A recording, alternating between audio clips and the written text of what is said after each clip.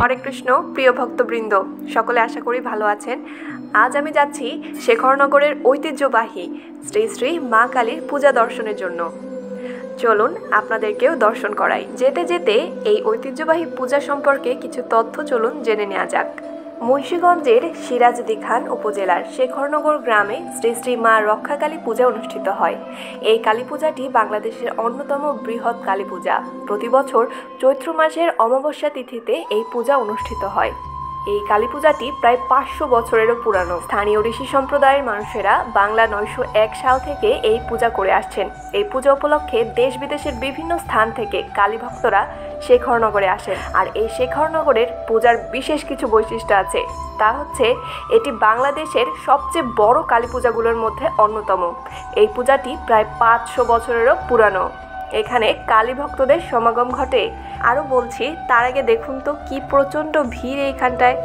এখানে নৌকাতে ওঠার জন্য আমাদেরকে প্রায় আধ ঘন্টার মতো দাঁড়িয়ে থাকতে হয়েছে। তারপরে আমরা গিয়ে একটি নৌকা পেয়েছি এবং তা ছাড়তে আবার 15-20 মিনিট দেরি করেছে। প্রচণ্ড ভিড় ছিল এই জায়গায়। তো কোনো রকমে আমরা একটি নৌকা পাই এবং নৌকাতে উঠে যাত্রা আরম্ভ করি। যাত্রা আরম্ভের সময় সকল মায়েরা উলুধ্বনি দিয়েছিল। দাঁড়ান আপনাদেরকে শোনাই।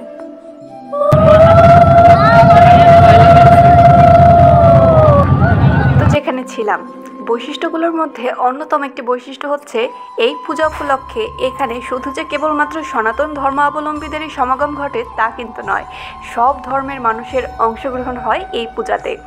এবং এই পূজা স্থানীয় অর্থনীতিতেও কিন্তু দারুণ ভূমিকা রাখে, কারণ এখানে আয়োজিত হয় বিরাট এক মেলা এবং এই মেলাতে অনেক অনেক অনেক মানুষের সমাগম হয়। বাংলাদেশ ছাড়াও ভারত, শ্রীলঙ্কা এবং নেপাল থেকে এই পূজায় সাধু সন্ন্যাসীদের সমাগম ঘটে। এই প্রচণ্ড গরমও মানুষকে আটকে রাখতে পারেনি মাকে দেখার থেকে। সবার মনে প্রবল ইচ্ছা মায়ের দর্শনের। তাই তো এই প্রচণ্ড গরমকে উপেক্ষা করেও আমরা সবাই যাচ্ছি মায়ের দর্শনের জন্য। দেখতে দেখতে আমরা পৌঁছে গিয়েছি বাংলাদেশের অন্যতম বৃহৎ কালী পূজা শেখরনগরের কালী পূজাতে। আমি ভিডিওটি একটু বড়ই রেখেছি যেন আপনারা বুঝতে পারেন যে সেখানে কেমন লোক সমাগম হয়েছে। দেখতেই পাচ্ছেন প্রচণ্ড ভিড় এইখানে। এবং শুরুতেই আমরা দেখলাম একজন সাধু, তাকে নমস্কার করে আমরা ভেতরে প্রবেশ করলাম।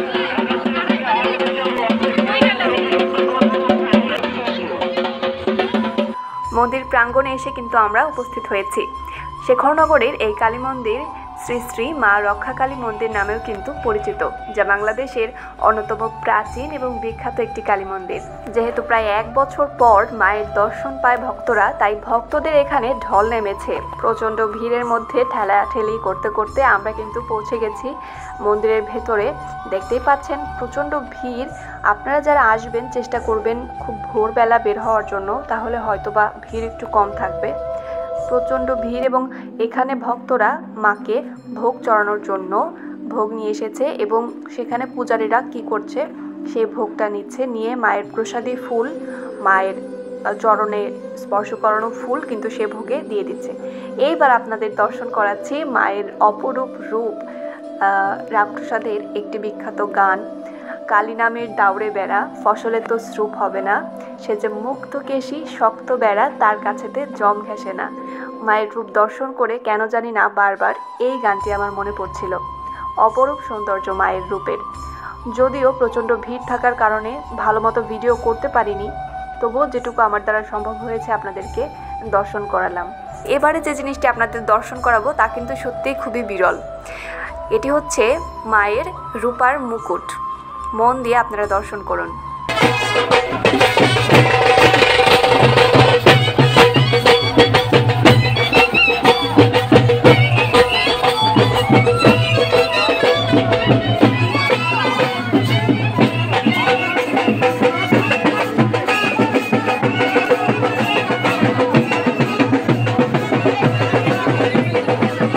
এখানে কিন্তু অনেক দোকান বসেছিল, নানা রকমের জিনিসপত্র এখানে বিক্রি হচ্ছিল। এখান থেকে আমরা টুকিটাকি কেনাকাটা করেছি। তারপরে আমরা চলে যাই অতিথিশালায়। এই অতিথিশালায় প্রসাদ বিতরণ করা হচ্ছিল। সেখান থেকে আমরা প্রসাদ সংগ্রহ করি এবং দুপুরবেলা সেই প্রসাদই গ্রহণ করি। তারপরে সেখানে আরও কিছুক্ষণ আমরা ঘোরাফেরা করি, বিভিন্ন স্টল, দোকান এগুলো ঘুরে ঘুরে দেখি। আর অনেক সাধু সন্ন্যাসী ছিল, তাদের দর্শন করি, তাদের প্রণাম করি এবং তারপরে আমরা বাড়ির উদ্দেশ্যে রওনা দিই। যাওয়ার সময় অনেকগুলো ভিডিও করলেও আসার সময় ক্লান্ত হয়ে যাওয়ার কারণে আর একটা ভিডিও করতে পারিনি। যাই হোক, আশা করি ভিডিওটি আপনাদের ভালো লেগেছে। ভালো লাগলে অবশ্যই লাইক এবং শেয়ার করবেন। সকলেই রাধা মাধবের কৃপায় খুব ভালো থাকবেন। সকলের উপরে রাধা মাধবের কৃপা বজায় থাকুক। হরে কৃষ্ণ, রাধে রাধে।